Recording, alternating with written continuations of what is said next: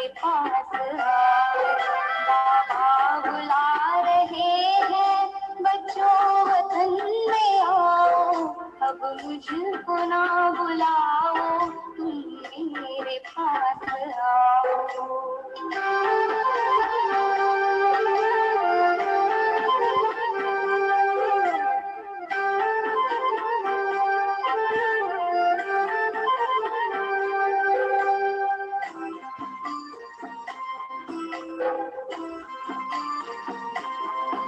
दुखियों की चीत्कारें क्या तुम तलक न आई, क्या भक्तों की पुकारें पड़ती नहीं सुनाई, उनको तरस दिखाओ, अब कुछ तरस तो खाओ, अब कुछ तरस तो खाओ।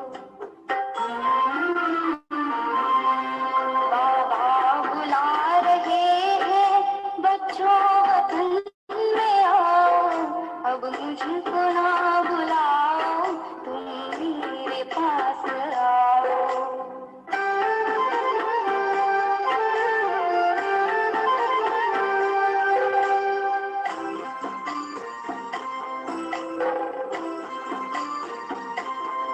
जब जब मुझे बुलाया तब तब मैं पास आया, सर्वस्व अपना देकर वादा हरित निभाया।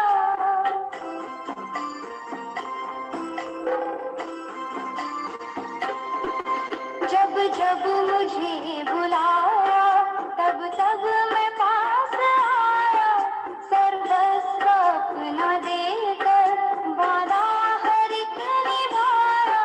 मेरे समान बनकर तुम भी वादा निभाओ, तुम भी वादा निभाओ।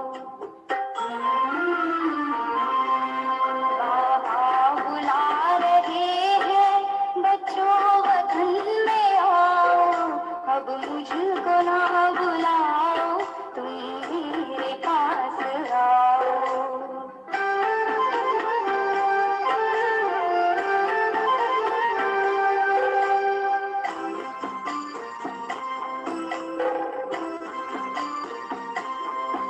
मैं पास में तुम्हारे आता रहूंगा कब तक, इंतजार में वतन में करता रहूंगा कब तक।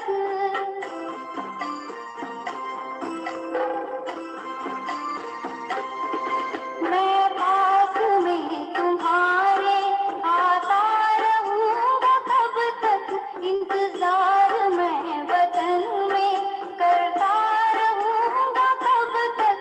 अब देर ना लगाओ, आओ वतन सजाओ, आओ वतन सजाओ। बाबा बुला रहे हैं बच्चों वतन में आओ, अब मुझको ना बुलाओ, तुम मेरे पास आओ। बाबा बुला रहे हैं बच्चों वतन में आओ, अब मुझको ना बुलाओ।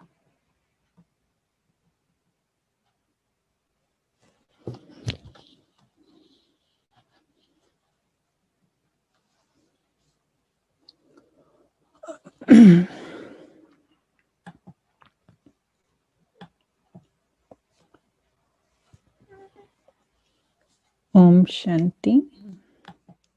पिछली बार हम 141 पेज पर रुके थे और कहानी को आगे चलाते हुए दिव्य दृष्टि के निराले अनुभव, योग की भट्ठी, दिनचर्या और ईश्वरीय कचहरी, इस प्रकार अपने लौकिक संबंधियों को भी ईश्वरीय संदेश देकर अब लगभग 300 यज्ञवत्स कई वर्ष तक उन 5 मकानों में व्यवस्था पूर्वक रहकर नियम पूर्वक ईश्वरीय विद्या लेते रहे। अलग अलग घरों, अलग अलग संस्कारों, विचारों तथा अलग अलग आयु वाले और आर्थिक दशा वाले इतने सारे व्यक्तियों का परस्पर स्नेह से रहना, ये कोई कम बात नहीं है। इस घोर कलयुग में घर में 4-6 बच्चे भी चिरकाल तक शांतिपूर्वक और स्नेह से इकट्ठे नहीं रह सकते हैं, परंतु परमपिता शिव, जिन्होंने प्रजापिता ब्रह्मा द्वारा यह ज्ञान यज्ञ रचा था, उसी की ये कमाल थी कि इतने वर्षों तक सैकड़ों व्यक्ति यज्ञ माता और यज्ञ पिता से अलौकिक शिक्षाओं को धारण करते हुए परस्पर स्नेह पूर्वक इकट्ठे रह रहे थे, इकट्ठे पुरुषार्थ कर रहे थे और सभी अपने अपने संस्कारों को शुद्ध करने का यत्न कर रहे थे। अनेकानेक बार भिन्न भिन्न प्रकार के विघ्न भी आए, जैसे यात्रा पर जाते स्टीमर के आगे समुद्री तूफान, आंधियां, धुंध, हेल मछलियां, समुद्री चट्टाने आदि आदि आती है, वैसे ही कई विघ्न इस ज्ञान स्टीमर के सामने भी आए। व्यक्तिगत रीति से भी हर एक के सामने नित्य कई प्रकार की परीक्षाएं भी आई, परंतु परमपिता परमात्मा सब प्रकार से मार्ग प्रदर्शना, सहायता तथा बल देकर उन तूफानों और परीक्षाओं से पार करते रहे। प्रजापिता ब्रह्मा और जगदम्बा, बाबा और मम्मा के आदर्श जीवन से सभी को अजेय उत्साह, प्रबल प्रेरणा और मार्गदर्शन प्राप्त होता रहा। संदेश पुत्रियों द्वारा दिव्य दृष्टि के पाठ। जिन यज्ञवत्सों को दिव्य दृष्टि प्राप्त थी, अर्थात जो वत्स ध्यान अवस्था में दिव्य साक्षात्कार करते रहे, उनके द्वारा भी शिव बाबा बहुत अनमोल संदेश सभी यज्ञवासियों के लिए देते रहते थे। अतः ये कन्याएं, माताएं संदेश पुत्रियों के नाम से जानी जाने लगी।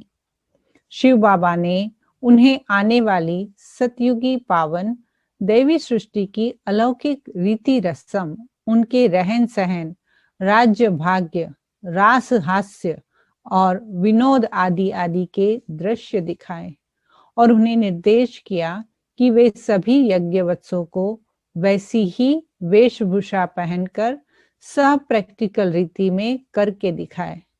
इस प्रकार यज्ञवत्सों के ज्ञान का भी विकास होता, उनका मनोरंजन भी होता रहता, उनके निश्चय की नाव भी अधिकाधिक पक्की होती रहती तथा यह देखकर उनकी खुशी भी बढ़ती जाती है कि अब हम ऐसी पावन और सुखमय सृष्टि में राज्य भाग्य प्राप्त करेंगे।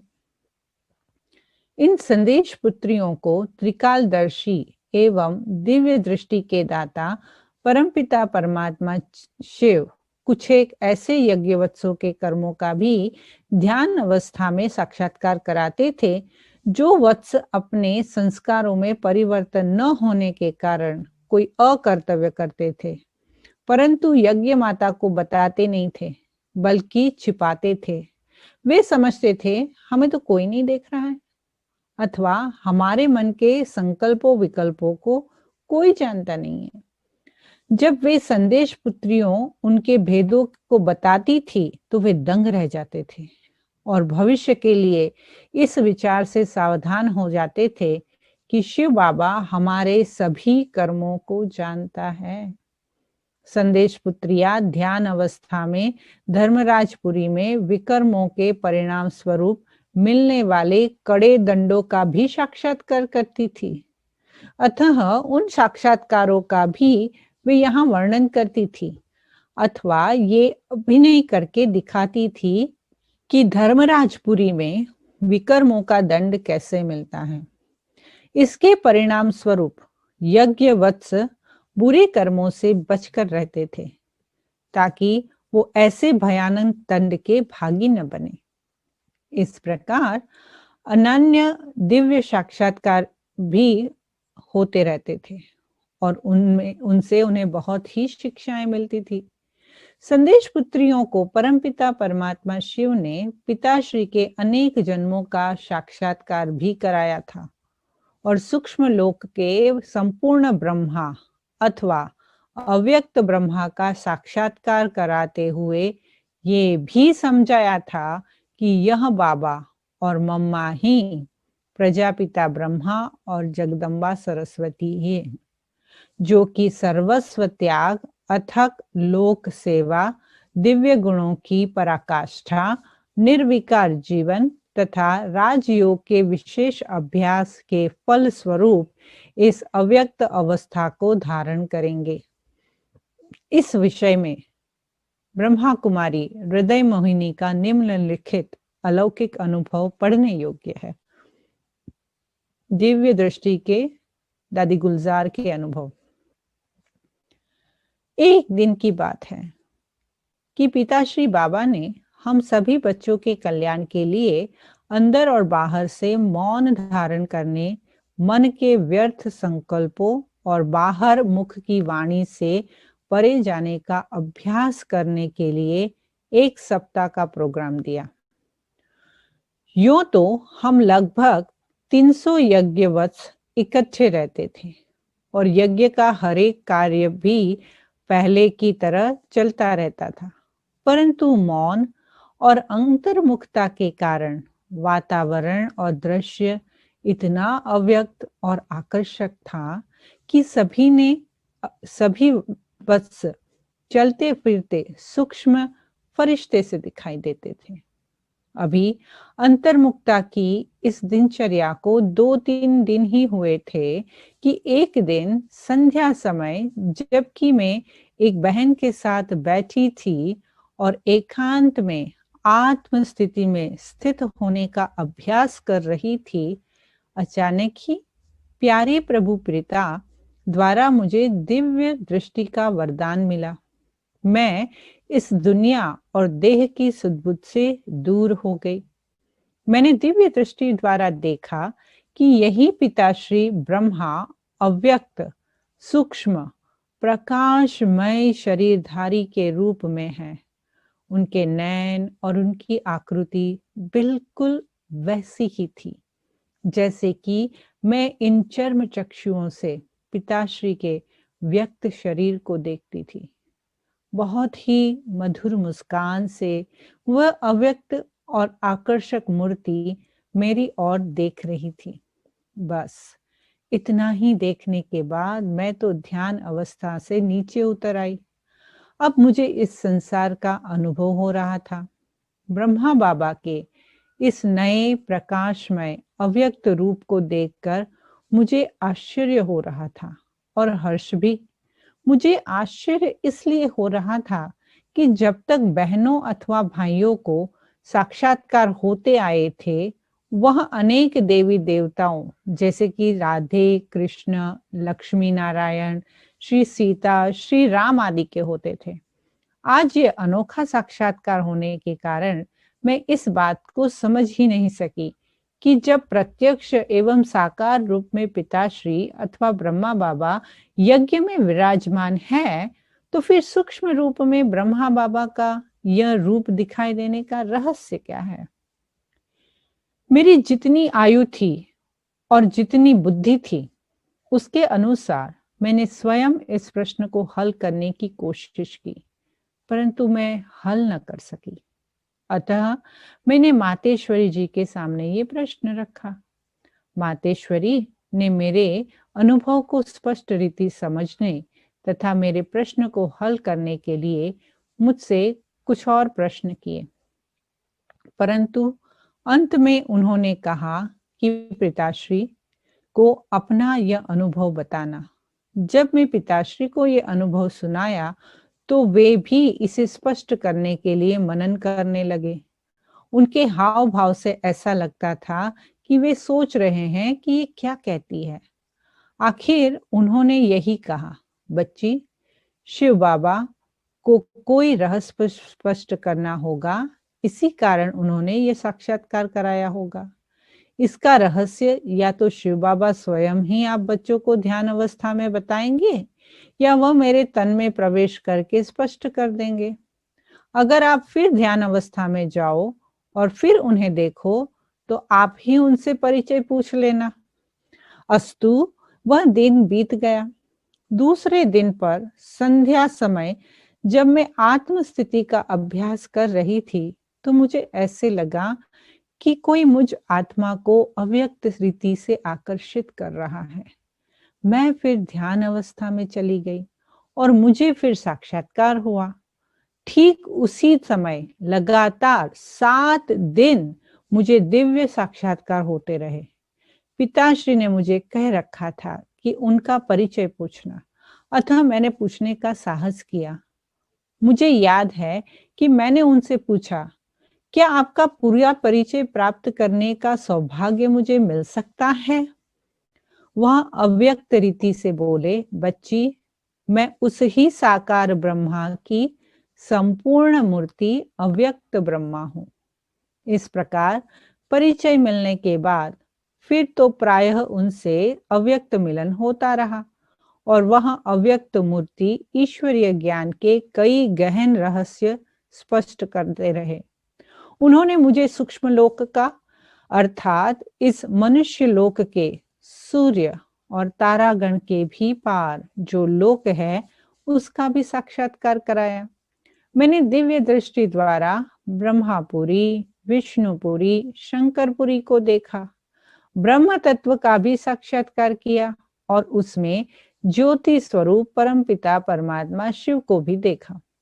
उन्होंने मुझे कलयुगी सृष्टि के होने वाले महाविनाश का भी साक्षात्कार कराया और उसके बाद जो सतयुगी देवी सृष्टि होगी उसमें देवी देवताओं की वेशभूषा, साज सज्जा, वहां की बोली, भाषा, दिनचर्या, वहां के राज दरबार, वहां के महल, सब साक्षात्कार करवाया। केवल मुझे ही नहीं बल्कि अन्य अनेक बहनों को भी ऐसे साक्षात्कार हुए। उन दिनों संदेश पुत्रियों द्वारा शिव परमात्मा ने एक नामावली भी दी थी जिसमें हर एक यज्ञ वत्स को अब मरजीवा जन्म के बाद नया नाम दिया, योग तपस्या की भट्ठी का कार्यक्रम। कई बार ऐसा भी हुआ कि शिव बाबा ने संदेश पुत्रियों को विशेष प्रोग्राम दिए और उस प्रोग्राम के अनुसार वे सप्ताह भर या अधिक समय तक मौन धारण करती थी। इसे मूवी अथवा अव्यक्त अवस्था कहा जाता था। इन दिनों वे केवल थोड़ा सा फलाहार ही करती थी। बस उन्हें सारा दिन योग का ही अभ्यास करने का आदेश होता था। वे प्रातः बहुत जल्दी उठकर योग का अभ्यास प्रारंभ करती थी और तब से लेकर दिन भर योग तपस्या में ही रहती थी।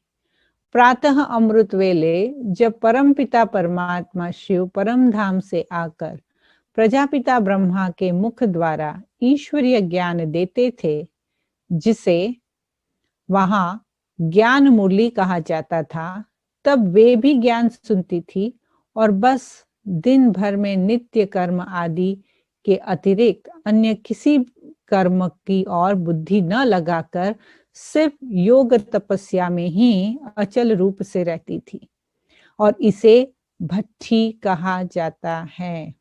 तो आप लोगों को जब ये भट्ठी भट्ठी कहते हैं कि अभी हम भट्ठी रखेंगे, तो जैसे कि 18 जनवरी को हम लोगों ने सारे दिन की भट्ठी का प्रोग्राम बाबा के घर में रखा है, राइट। तो हम लोग सभी जो है 18 जनवरी को बाबा के अव्यक्त दिवस के प्रति सारे दिन का अभ्यास करेंगे, योग अभ्यास करेंगे। तो बाबा जो इस तरह से स्पेशल प्रोग्राम देकर जो योग का आयोजन किया जाता है उसे भट्ठी कहा जाता है। तो इस पुस्तक में जो है उसका अर्थ स्पष्ट किया है। तो आप भी हमारे साथ भट्ठी में जुड़ सकते हैं संडे 18 को।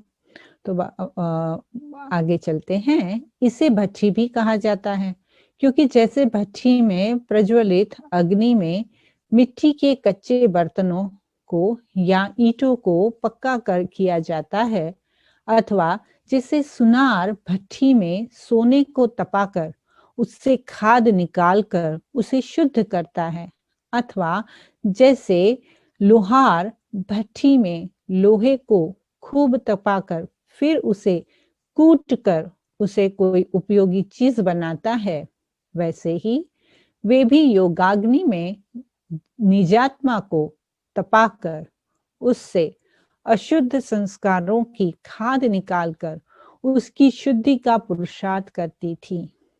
तो ये बहुत ही सुंदर परिकल्पना है कि किस तरह से हम भट्टी में बैठे और किस तरह से हम अपने आप को तपाएं और किस तरह से हमारे अंदर की खाद को एक वाफ की तरह जैसे कि हमारे से निकल रही है और बाबा हमें पवित्र बना रहा है। बहुत सुंदर परिकल्पना बताई है।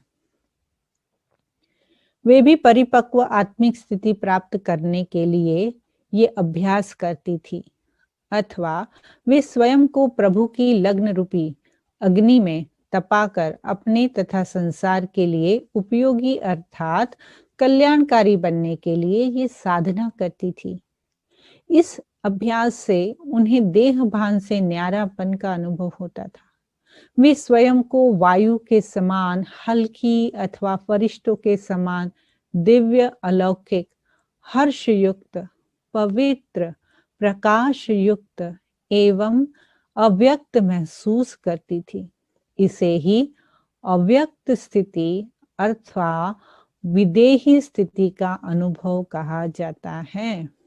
तो विदेही स्थिति माना देह भान से न्यारा, हल्का, फरिश्ते के समान, हर्षित, पवित्र, प्रकाशमय मेरा स्वरूप। तो उसका अभ्यास हम अंत में करेंगे। योग की ड्रिल।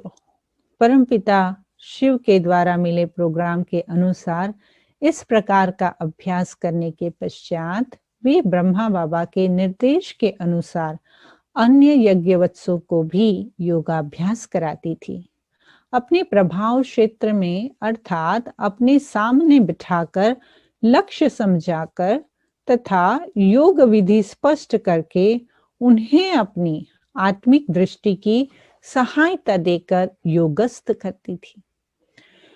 फिर वो वत्स स्व स्थानों पर जाकर भी उनका अभ्यास करते रहते थे। यज्ञ पिता इस सारे प्रोग्राम का निरीक्षण करते थे, इसके लिए आदेश निर्देश देते थे, उचित व्यवस्था भी कराते थे, अथवा कई बार वे स्वयं भी पधार कर योग का अभ्यास कराते थे और अपनी सर्वोत्तम अवस्था में उनको योगस्थ करने के लिए सहायता करते थे। इस प्रकार के कार्यक्रमों से भी यज्ञवत्सों की अवस्था में काफी उन्नति हुई। उन्हें योग की टेव पड़ गई और उन्हें आनंद भी बहुत हुआ। यज्ञवत्सों की दिनचर्या। इस प्रकार सभी यज्ञवत्स खूब लगन से ईश्वरीय याद में मगन होने का तथा ईश्वरीय विद्या के अध्ययन का कार्य करते रहे। उन दिनों दिनचर्या कुछ इस प्रकार होती थी। प्रातः एक रिकॉर्ड बजता था, जाग सजनिया जाग नवयुग आया। सभी इस रिकॉर्ड को सुनकर उठकर बैठ खड़े होते थे। इसके आध्यात्मिक अर्थ का ही सबसे पहले उनके मन में स्मरण हो जाता था। वह दिनचर्या का प्रारंभ इसी संकल्प से करते थे कि अब सतयुग अथवा नवयुग आ रहा है और अब हमें अज्ञान निंद्रा को छोड़कर आत्मिक जागृति की अवस्था प्राप्त करनी है और अब इस समय यह निंद्रा भी छोड़नी है। अपने बिस्तर पर ही बैठे बैठे कुछ मिनट तक वे भी सभी आत्मचिंतन और परमपिता की याद का अभ्यास करते थे। बाद में कई बार ड्रिल भी होती थी। उसके बाद वे नित्य कर्म और स्नान आदि से निवृत्त होकर प्रातः 5:30 बजे के लगभग क्लास में योगाभ्यास में बैठते थे तथा ज्ञान मुरली सुनते थे। तो अगर आप देखेंगे जो रोज सुबह 4 बजे अमृत वेले के प्रोग्राम जो मिला है सेंटर से, उसका फॉलो करते हैं तो एग्जैक्टली आप वही फॉलो कर रहे हैं जो ब्रह्मा बाबा ने वो प्रोग्राम फिक्स किया था, राइट। तो हम बाबा ने बनाए हुए दिनचर्या के ऊपर अपना पुरुषार्थ कर रहे हैं। तो बाबा कहते हैं, तो पुस्तक में लिखा है, तथा ज्ञान मुरली सुनते थे। यह कार्यक्रम लगभग 1.5 या 2 घंटे का होता था। हमारी मुरली का कार्यक्रम भी 5:30 से 7:30 2 घंटे का होता है। फिर वे सभी नाश्ता आदि करके यज्ञ सेवा में जुट जाते थे। फिर हम भी नाश्ता करने के बाद अपने कार्यव्यवहार अर्थात लौकिक सेवा में जुट जाते हैं। हर एक बहन और भाई के जिम्मे कोई न कोई यज्ञ सेवा का कार्य था।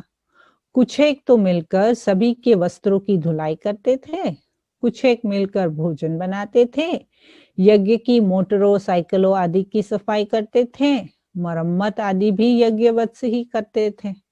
अन्न को साफ करना, सब्जी काटना, सिलाई करना, लिखना पढ़ना आदि बहुत बहुत कार्य होते थे। दिन प्रतिदिन काफी संख्या में ईश्वरीय ज्ञान साहित्य के बुक पोस्ट भी सैकड़ों व्यक्तियों को भेजे जाते थे। अतः कुछ यज्ञवत्स साहित्य रचने के कार्य में और साइक्लोस्टाइल या छपाई के काम में भी व्यस्त रहते थे। यज्ञ के प्रायः सभी कार्य यज्ञ निवासी ही बहुत खुशी और स्फूर्ति से किया करते थे। इतने में भोजन का समय हो जाता था। फिर सभी वत्स पंक्तियों में बैठकर सामूहिक रीति से योग युक्त अवस्था में भोजन करते थे। उसके पश्चात थोड़ा समय विश्राम के लिए या व्यक्तिगत आवश्यकताओं को पूरा करने के लिए मिलता था। विश्राम करके फिर सभी अपने अपने कार्य में लग जाते थे। जब रात्रि होने लगती थी फिर सभी हॉल में योगाभ्यास करते थे और संदेश पुत्रियां भोग भी लगाती थी। फिर सभी भोजन करते और फिर ज्ञान का क्लास तथा योगाभ्यास होता था। यज्ञ माता तथा यज्ञ पिता कुछ ज्ञान अथवा शिक्षाएं भी देते थे और अंत में योग निष्ठा भी होती थी। फिर सभी उसी ईश्वरीय याद और आत्मिक स्मृति में ही क्लास में चुपचाप बैठ जाते थे और अपने अपने बिस्तर पर बैठकर अपनी दिनचर्या पर ध्यान देकर आने वाले दिन के लिए स्वयं को सावधान करके ईश्वरीय याद में सतगुणी निद्रा में विश्रामी होते थे। तो आज भी यही दिनचर्या जो है वो मधुबन में फॉलो की जाती है। एग्जैक्टली अगर आप मधुबन में जाते हैं तो यही दिनचर्या होती है। ईश्वरीय कचहरी, कई बार रात्रि को कचहरी भी होती थी, अर्थात दिन भर में यदि किसी ने कोई ज्ञान विरुद्ध कर्म किया हो, कोई भूल की हो, तो सभी के सम्मुख यह यज्ञ माता और यज्ञ पिता को बताया करते थे और आगे न करने का दृढ़ संकल्प करते थे।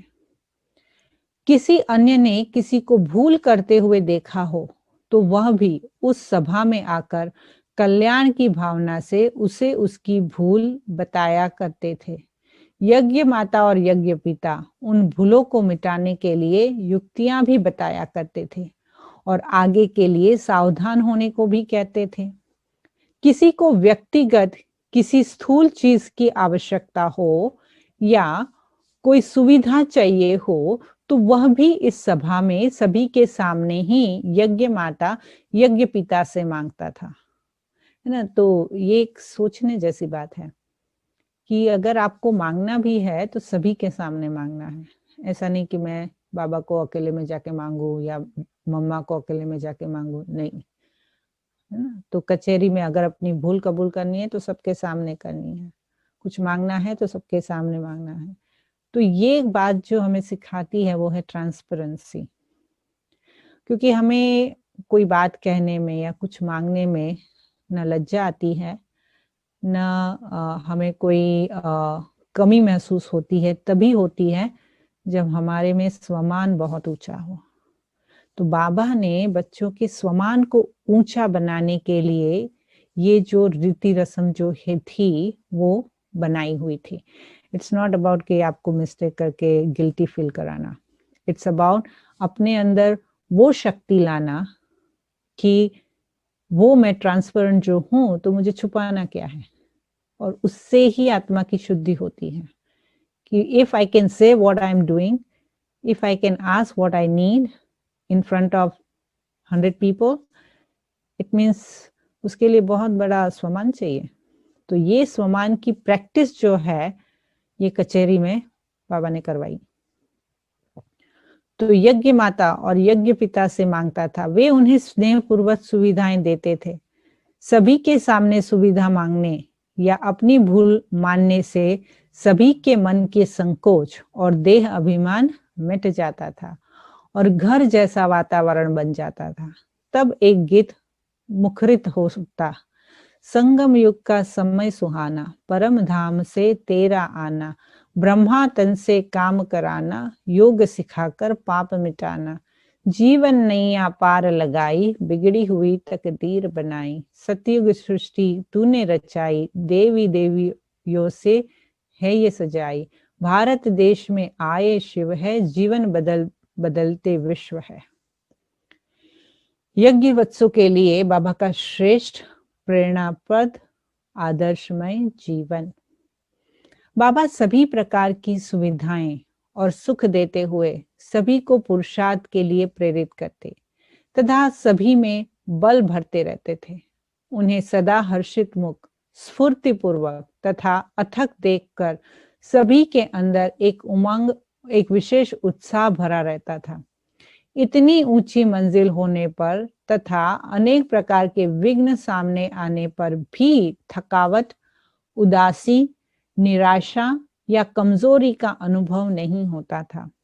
बाबा सखा के रूप में मन का हाल लेकर साथ में खेल कूद कर स्वयं को भी यज्ञवत्सों का एक सहपाठी बताकर सभी के लिए सदा एक प्रेरणा का स्रोत बने रहते थे।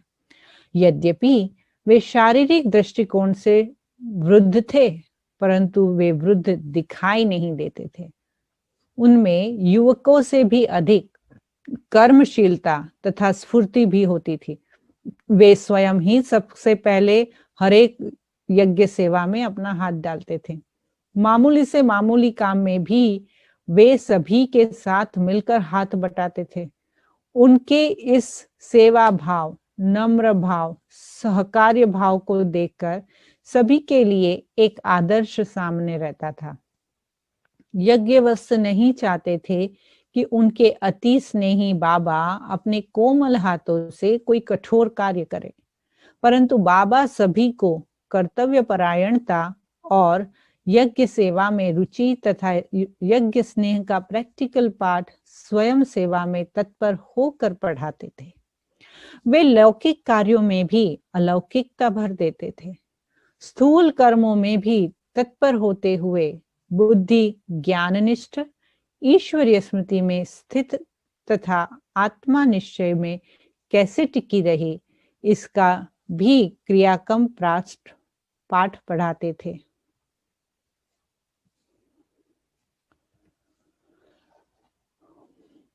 बाबा कराची में सभी से कोई न कोई स्थूल कार्य भी कराते थे, ताकि उन्हें अपने ऊंचे लौकिक कुल का अभिमान न रहे और उन्हें यज्ञ सेवा की टेव पड़े। इस चित्र में बाबा का एक पुराना चित्र है। इसके अंदर सभी बहनें को बिठाया है जो कि यज्ञ की बसों और मोटर गाड़ियों की मरम्मत और सफाई का कार्य किया करती थी। उन्होंने कार्य के समय अपना वेश पहन रखा है। बाबा उन्हें कहते थे कि यह शरीर भी तो एक मोटर है और आत्मा उसका ड्राइवर है। सभी को प्रारंभ से ही अपने बर्तन मांजने तथा कपड़े धोने का भी नियम सिखाया गया था। तो जब हम पहले मधुबन में जाते थे तो हमें अपने बर्तन, अपनी थाली खुद साफ करनी होती थी। वाराणसी में स्थित रह विशाल भवन बाबा के एक मित्र का निवास स्थान था। बाबा व्यापार से समय निकालकर प्रायः यहाँ आकर ही ईश्वरीय लगन में मगन होने का अभ्यास किया करते थे। बाबा कलकत्ते के व्यस्त जीवन से समय निकालकर अपने मित्र की कोठी पर जाकर वाराणसी में एकांत और शांत वातावरण में आकर ठहरते थे और खूब प्रभु चिंतन में लवलीन थे कि एक चांदनी रात को उन्हें दिव्य साक्षात्कार हुए और ईश्वरीय लगन में ऐसा आनंद आया कि उन्होंने सर्वस्व प्रभु अर्पण करने का संकल्प ले लिया। कार्य करते हुए बाबा कैसे शिक्षाएं देते थे। यदि कोई भंडारे पाकशाला में भोजन बना रहा हो तो बाबा वहां पर पहुंचकर समाचार लेते थे, उसे योग दृष्टि देते थे और वही ज्ञान के मधुर बोल बोलते हुए कहते थे, बच्ची, शिव बाबा की याद में स्थित होकर भोजन बनाओगी तो उस भोजन से शक्ति भर जाएगी। मीठे बच्चों, सदैव यह याद रखना कि यह शिव बाबा का भंडारा है, उसी को भोग लगाने के लिए ही हम भोजन बना रहे हैं। यह अविनाशी यज्ञ शिव बाबा का है, उसी के अर्थ ही निमित्त बनकर अभी हमें सब कार्य करना है। कोई मशीन पर कपड़ों की सिलाई का कार्य कर रही होती है तो बाबा वहां भी पहुंचकर मधुर मुस्कान से बहुत खुशी बिखेर देते थे। सभी प्रसन्नचित होकर निहारते रहते थे। उन्हें भी बाबा ज्ञान के कुछ रत्न देकर आते थे।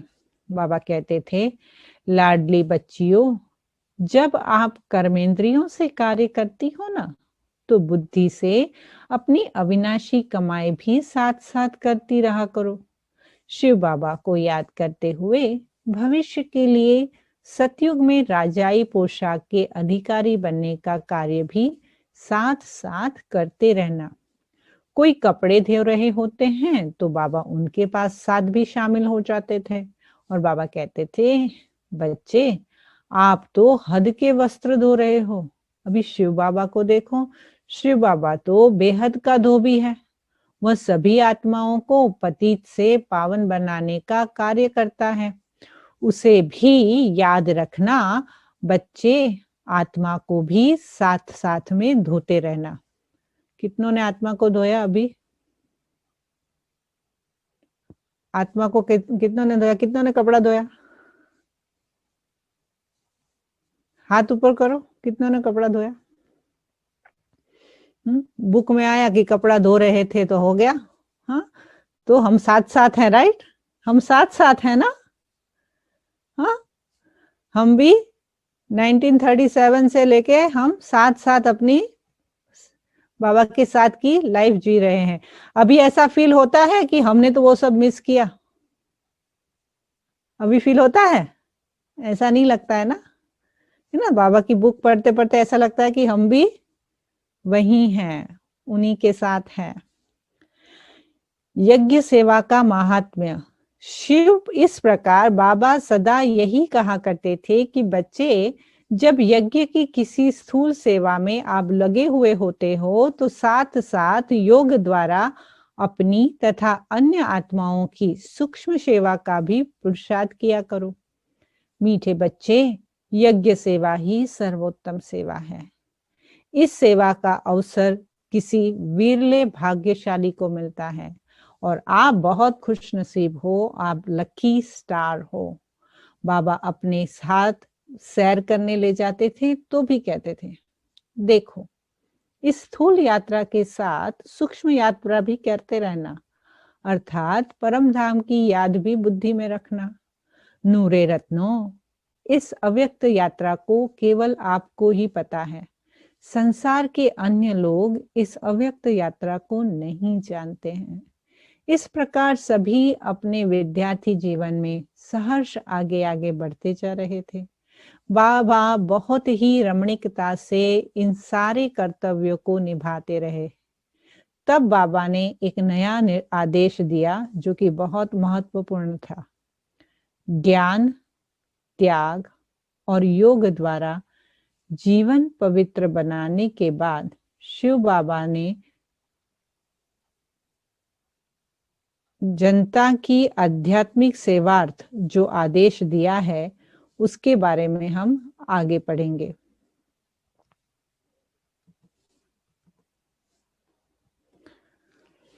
भारत की सेवा के लिए ईश्वरीय आदेश, कराची से भारत में आना। अगस्त 1947 की बात है कि देश के बंटवारे की घोषणा हो चुकी थी और बहुत से हिंदुओं ने पाकिस्तान छोड़कर भारत में जाना शुरू कर दिया था। बाबा यज्ञवत्सो को काफी समय पहले से ही बताते आ रहे थे कि बापू गांधी जी और कांग्रेस स्वराज्य प्राप्ति का अथवा स्वराज्य की स्थापना का पुरुषार्थ तो कर ही रहे हैं, परंतु वास्तव में स्वराज्य अथवा राम राज्य तभी स्थापित हो सकता है जब सभी नर नारी राम और सीता के समान पवित्र हो, मर्यादा पुरुषोत्तम बने और काम क्रोधादि की गुलामी की जंजीरों को तोड़कर स्व आत्मा का राज्य स्थापन करें। बाबा ये भी कहा करते थे कि कांग्रेस तथा राजनीतिक दल जो अपने संघर्ष के परिणाम स्वरूप राज्य लेंगे उसमें भी सुख नहीं मिलेगा, क्योंकि श्रेष्ठाचार और पवित्रता की स्थापना तो नहीं हुई है ना। बाबा ने कहा करते थे कि हिंदू और मुसलमान धार्मिक असहिष्णुता के कारण एक दूसरे को बहुत ही मारेंगे, क्योंकि आज सभी नर नारी ईश्वर से विमुख होकर मनोविकारों की प्रबलता के कारण असुर बन चुके हैं। अतः अब देश का बंटवारा होने पर जो मार काट शुरू हुई है वह यज्ञवत्सों के लिए कोई नई बात नहीं है, नहीं उससे उन्हें कोई डर था। हिंदुओं और मुसलमानों के झगड़े के बारे में बाबा ने न केवल यज्ञवत्सों को पहले ही बताया हुआ था, बल्कि उन्होंने उन पूर्व कथन को बहुत सुंदर पुस्तकों के रूप में छपवाकर राजाओं, महाराजाओं और विशेष देश विदेश के विशिष्ट व्यक्तियों को, समाचार पत्रों आदि आदि को भी उन पुस्तकों की भेंट भेजी थी और इस प्रकार पहले से ही सावधानी दे दी थी। परंतु जैसे कि जनता का स्वभाव है, उस समय उस बातों पर लोगों को विश्वास नहीं हुआ। देश के बंटवारे के बाद की बात है। बहुत से लोग पाकिस्तान छोड़कर भारत चले गए, परंतु देश के बंटवारे के बाद भी यह ईश्वरीय यज्ञ लगभग 3 वर्ष तक कराची में ही रहा। मुसलमान लोगों ने कभी भी इस ईश्वरीय यज्ञ को हानि पहुंचाने की कोशिश नहीं की। कुछ मुसलमान अफसर यदा कदा पूछताछ करने के लिए आते थे, परंतु उनका उद्देश्य कोई तंग करना नहीं था, बल्कि औपचारिक रीति से वे जानकारी हासिल करना चाहते थे। उन्हें भी यहाँ परमात्मा अथवा अल्लाह का परिचय दिया जाता था। उन लोगों का प्रायः एक प्रश्न यह भी हुआ करता था कि ये संस्था कार्य क्या कर रही है। उन्हें उसके उत्तर में कहा जाता था कि यहाँ के सभी निवासी ईश्वरीय सेवक अथवा खुदाई खिदमतगार है। सभी एक परमपिता को, परमात्मा को याद करते हैं तथा निर्विकार जीवन के लिए अध्ययन और पुरुषार्थ करते हैं। आप लोग खुदा को पाक परवरदिगार तो कहते हो, परंतु आप पाक नहीं बनते हो। केवल आपने देश का नाम पाकिस्तान बना लिया है। अब खुदा का सभी के लिए ये हुक्म है कि अभी खुद पाक बनो। इन बातों को सुनकर वह लोग बहुत खुश होते थे। वे कहते थे, हमारे लिए कोई सेवा हो तो बताओ। आप लोग उच्च हो, आपकी सेवा करना हमारा फर्ज है, क्योंकि आप ईश्वर की इबादत करने वाले पाक हैं। पाकिस्तान से भारत की ओर की योजना। यज्ञवत्सों के लौकिक संबंधियों को पाकिस्तान से हिंदुस्तान आए हुए 2-3 वर्ष हो गए थे। उन्हें यह मालूम नहीं था कि ओम मंडली अथवा ब्रह्मा कुमारी ईश्वरीय विश्वविद्यालय अभी कहाँ है। उन्होंने भ्रांतिवश जहां तहां यही कहना शुरू कर दिया कि शायद ओम मंडली को मुसलमानों ने सिंध में ही समाप्त कर दिया है, या वे लोग वहां से छोड़कर कहीं अलग अलग हो गए हैं। बाद में जब उन लोगों को मालूम हुआ कि ओम मंडली अथवा ब्रह्मा कुमारी संस्था अभी तक पाकिस्तान में है, तो उन लोगों ने पत्र लिखे और आवेदन किया यज्ञ को पाकिस्तान से हिंदुस्तान में स्थानांतरित कर दिया जाए। उन्हें यह डर था कि कहीं मुसलमान लोग कभी आक्रमण न कर दे, परंतु वास्तव में तो मुसलमान लोग इसे बहुत ही पवित्र संस्था मानकर उसकी बहुत ही रक्षा करते थे। इधर यज्ञवत्सों के कुछ एक संबंधियों ने संस्था को भारत में आने के लिए आमंत्रित किया। उधर शिव बाबा ने, परमपिता परमात्मा शिव ने भी ब्रह्मा द्वारा तथा ध्यान अवस्था वाली संदेश पुत्रियों द्वारा यही आदेश निर्देश दिया कि अब यज्ञ को भारत में स्थानांतरित किया जाए, क्योंकि इस ईश्वरीय विद्या से उधर ही के लोग अधिक लाभ उठाएंगे। शिव बाबा ने कहा कि अब भारत में जाने में ही आप लोगों का कल्याण है और साथ साथ सर्विस तथा परीक्षाएं भी है। कराची से भारत के लिए विदाई। आखिर यज्ञवत्स इन 1950 में कराची छोड़कर भारत के लिए रवाना हुए। अब सिंध के मुसलमान लोगों को यह पता चला कि यज्ञ निवासी सभी ब्रह्मा कुमार कुमारियां यहाँ से जा रहे हैं, तो उन्होंने न जाने के लिए बहुत आग्रह और अनुरोध किया। उन्होंने कहा, आप लोगों को हम सब प्रकार की सुविधाएं देंगे, आप लोगों को कोई कष्ट भी नहीं होगा, फिर भला आप क्यों जाते हो? आप यहाँ रहेंगे तो इस देश में नापाक काम नहीं होंगे, हम आप लोगों की पूरी हिफाजत भी करेंगे। आप तो खुदा के हैं, आपका तो हिंदू मुसलमान की राजनीति या भेदभाव से कोई संबंध नहीं है। परंतु यज्ञवत्सों को तो ईश्वरीय आदेश था कि अब भारत में ही जाना है। इसीलिए एक स्टीमर में कराची से भारत की एक बंदरगाह ओखा तक जाने की व्यवस्था की गई। इससे पहले संस्था की सारी इमारतों आदि का हिसाब किताब ले लिया गया था। उन्हीं दिनों अल्लाह बख्श जी तथा गुलाम हुसैन जी, जो भूतपूर्व मुख्यमंत्री और विधि मंत्री, और डॉक्टर चौपत राम गिडवानी आए। उन्होंने ज्ञान सुनकर उन्हें बहुत खुशी हुई। उन्होंने यह भी कहा कि आप यहाँ रहें, हम सभी लोग आपकी मदद करेंगे। परंतु उन्हें बताया गया था कि ईश्वरीय आदेश के अनुसार अभी हमें भारत में सेवा अर्थ जाना ही है। उन दिनों कोई 400 के लगभग यज्ञवत्स थे। अब जब कराची बंदरगाह पर सभी का सामान इकट्ठा हुआ तो लोगों का एक हजुम इकट्ठा हो गया। मुसलमान और पठान लोग 400 ब्रह्मा कुमारियों और ब्रह्मा कुमारों को सफेद यूनिफॉर्म में इकट्ठे जाते हुए ऐसे देखते रहे जैसे किसी के घर से कोई स्नेही विदा लेता हो। सभी के चेहरे कुछ उदास से दिखाई देने लगे। बहुत लोगों ने सामान उठा कर स्टीमर में रखने का कार्य अपने हाथों से किया। बहुत लोग विदा देने वहां आए थे। दूसरे जो हिंदू लोग पाकिस्तान छोड़कर गए थे, उनमें से बहुत से अपने मकान आदि भी नहीं बेच सके थे और उनके जाते समय वहां के लोग उन्हें अधिक सामान आदि भी नहीं ले जाने दे रहे थे, बल्कि कई एक को तो लूट भी लिया जाता था। परंतु वहां के लोगों ने यज्ञ के भवनों को भी उचित मूल्य पर देने का कार्य में सहयोग दिया था और स्टीमर में लाद कर यज्ञ की कारें भी साथ ले जाने के लिए अनुमति दी थी। यज्ञवत्स स्टीमर पर चढ़ गए तो स्थानीय लोगों ने यज्ञवत्सों पर पुष्पों की वर्षा की। यज्ञवत्सों ने स्टीमर चलते समय स्थानीय लोगों पर फूल बरसाए।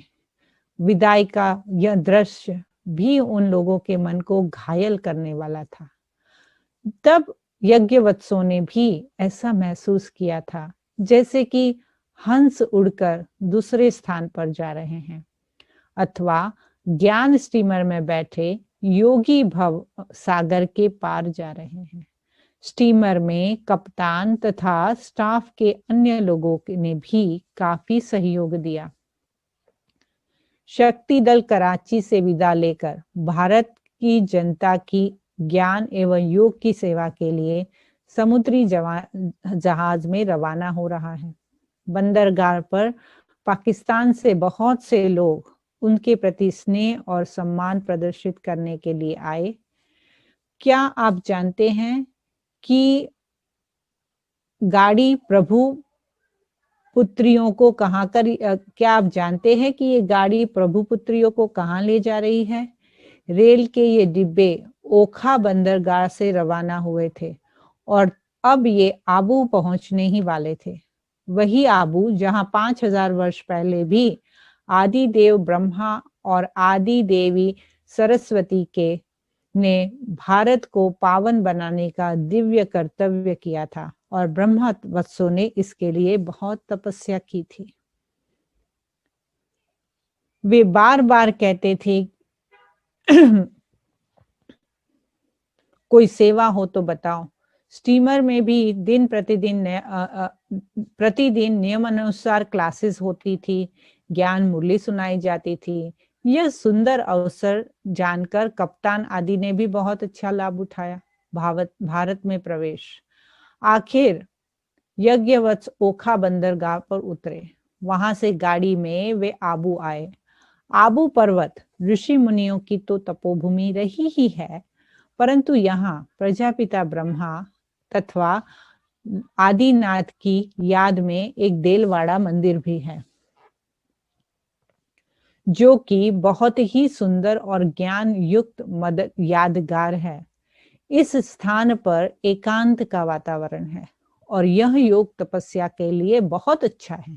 शिव बाबा की ज्ञान के अनुसार जब ज्ञान सूर्य अश्वमेघ अविनाशी ज्ञान यज्ञ अथवा प्रजापिता ब्रह्मा कुमारी ईश्वरीय विश्वविद्यालय का कार्य यही आबू से शुरू हुआ, वही आबू जिसकी महिमा कवि राम ऋषि शुक्ल जी ने इस प्रकार की है। आबू की महिमा विशाल है, सचमुच यह आबू कमाल है। जहां ज्ञान की वहां मशाल है, जिससे मिटता मोह जाल है। आबू शिव अवतरण भूमि है, सालीग्राम दुलार भूमि है। यह सतधर्म प्रचार भूमि है, सतयुग की आधार भूमि है। कल्प कल्प ब्रह्मातन में आबू में शिव अवतार हुआ है। कल्प कल्प आबू से सच्चा गीता ज्ञान प्रचार हुआ है। जिसने नहीं ज्ञान यह जाना, शिव को अपना बाप न माना, नहीं आत्मा को पहचाना, सृष्टि चक्र का मर्म न जाना, उसका जीवन हुआ अकारथ, यह अपने अनुभव को लेखा। जो कुछ सुना सुनाता हूँ, बस लिखता हूँ, बस जो कुछ देखा। अब इसी आबू में परमपिता परमात्मा शिव ने प्रजापिता ब्रह्मा के तन द्वारा कल्प पहले की तरह ही फिर से सतयुगी स्थापना का कार्य तीव्रतर गति से प्रारंभ किया। महाभारत में लिखा है कि पांडवों ने 12 वर्ष वनवास और 1 वर्ष अज्ञातवास किया था। सिंध में 13 वर्ष तक 1937 से लेकर 1950 तक अपने बोर्डिंग में पहले 12 वर्ष लोगों से अलग और फिर 1 वर्ष उन्हीं लोगों की कुदृष्टि से अज्ञात रहकर इन अहिंसक पांडवों तथा शिव शक्तियों ने तपस्या की थी। इस प्रकार जब उन्होंने अपनी अवस्था को ऊंच बना लिया था, संस्कारों को बदल दिया था, योग में स्थिति प्राप्त कर ली थी, तब ये माया को हराने के लिए लड़ाई के मैदान में उतर गई। अब गोपियों ने के पाठ का संवरण हुआ और ये ज्ञान गंगाएं बनकर भारत को पतित से पावन करने के लिए निकल पड़ी। तब उनका मन उल्लास से पूर्ण होकर ये गा रहा था, विश्व के परिवर्तक हम, राजयोग सिखलाते हम, बोलो मेरे संग, पवित्र बन, सोने की सी नगरी था मेरा ये वतन, जहां पर था एक राज्य और एक धर्म, देवी देवताओं में था प्यार का चलन, ना कोई दुख था न कोई गम, पवित्र बन, नया था जमाना वह सुखी था संसार, यथा राजा तथा प्रजा और साहूकार, 16 कला संपूर्ण कहलाते थे वहां, पूज्य और पवित्र था सारा ही जहां। विश्व के परिवर्तक हम, राजयोग सिखलाते हम।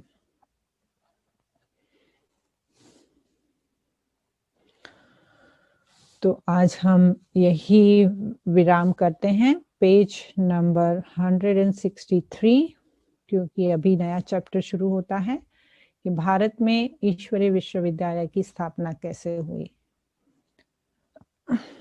तो जैसे आज हमने पुस्तक में पढ़ा कि योग तपस्या से हमें अपनी अव्यक्त स्थिति को प्राप्त करना है, और अव्यक्त स्थिति माना हल्का, प्रकाशमय और पवित्र स्वरूप।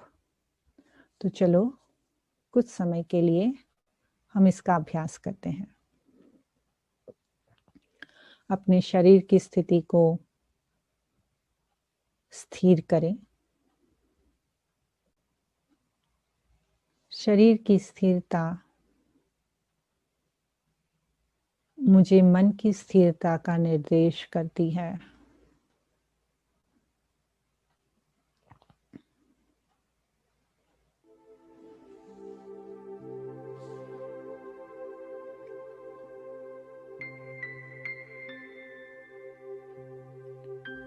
कुछ पल के लिए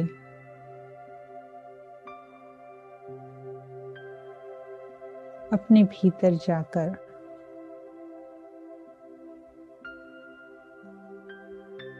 अपने वर्तमान जीवन को देखें।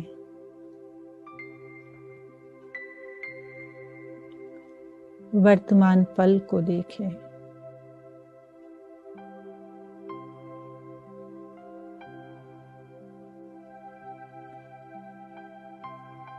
ये एक एक क्षण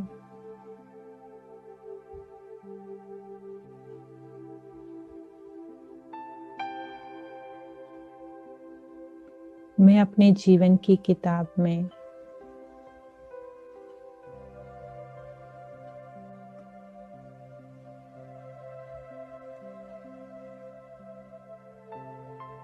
अपने पवित्र क्षण के रूप में अंकित करती हूँ।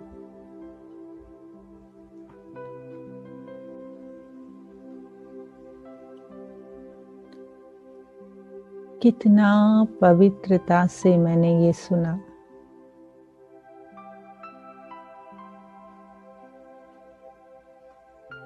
संपूर्ण ईश्वरीय भाव विभोर होकर मैंने सुना।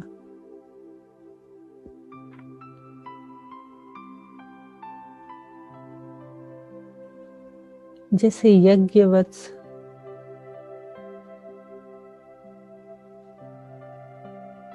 धुलाई और सफाई करते थे,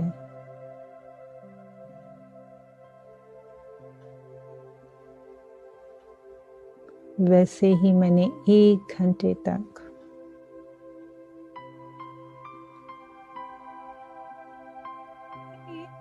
इन कानों की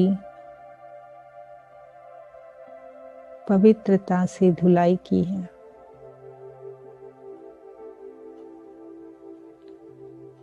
मुझे अपने कानों से एक एक पवित्रता का शब्द मेरे भीतर प्रवेश होता हुआ नजर आता है।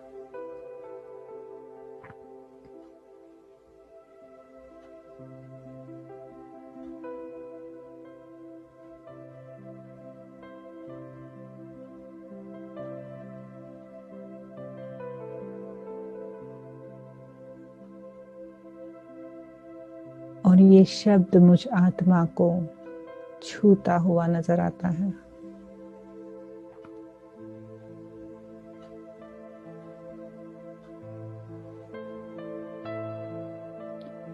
इन पवित्र शब्दों का स्पर्श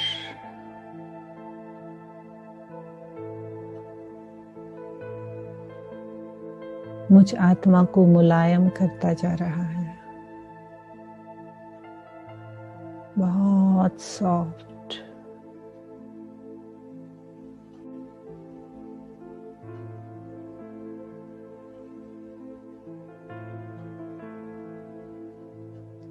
जैसे परमात्मा ज्ञान की शक्ति मुझे मसाज कर रही है।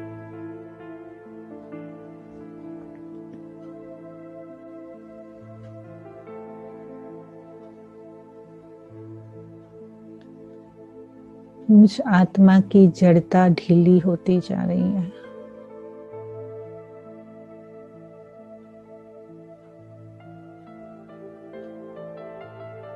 My entire tightness is going away.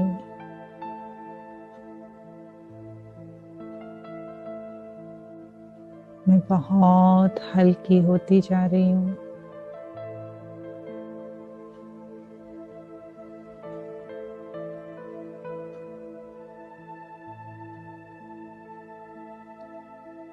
अति हल्की और सुखदायी स्थिति का अनुभव कर रही हूँ।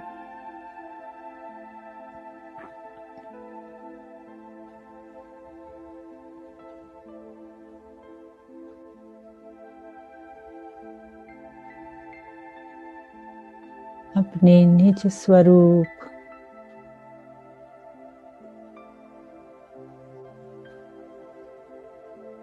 हल्की प्रकाश की ज्योति में परिवर्तन होती जा रही हूँ।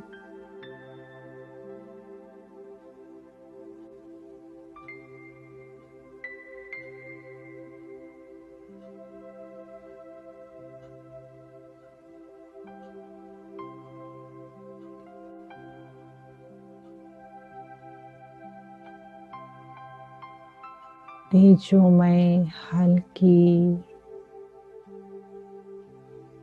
और शरीरी अवस्था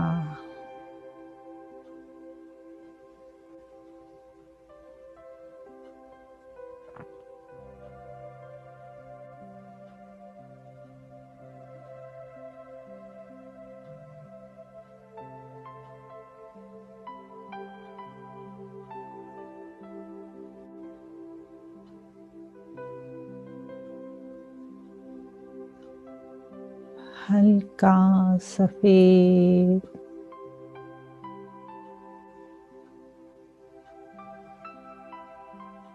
स्वरूप का अनुभव।